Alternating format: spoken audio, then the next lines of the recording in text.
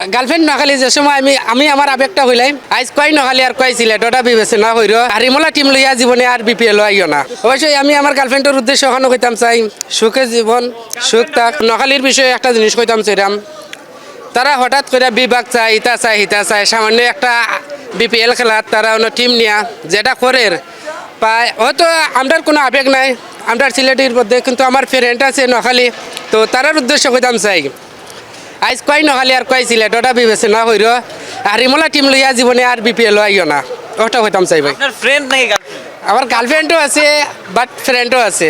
ওকে, girlfriend কি Noakhali? Girlfriend নখালি যে সময় আমি আমার আবেগটা হইলাম আমি বিদেশ যাওয়ার আগে, তো আমার গার্লফ্রেন্ডটা কইছিল আমি বিদেশ যেতাম না, বাট আমি দেশও থাকতাম, বিদেশে গিয়ে আমার দিয়ে কিছু হইতো না জইতো না, তো ও থেকে আমার গার্লফ্রেন্ডে মানে কি বিয়া করছিল।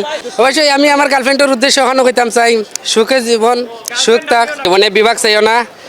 আর হয়তো একদিন তুমিও ফস্তাইবাই আমার লাগি, অবশ্যই ফস্তাই রায়।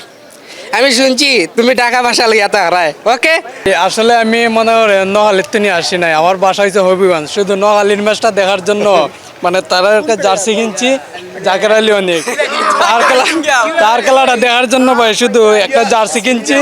আর আজকে খেলাটা আশা করছিলাম তারা জিতবো, কিন্তু এখনো হতাশ করছে, তারা জিততে পারে নাই, খুবই হতাশ বুঝছেন নি ভাই। আর কিছু হওয়ার নাই, ওই হবিগঞ্জ থেকে আসছি তারা খেলা দেখার জন্য।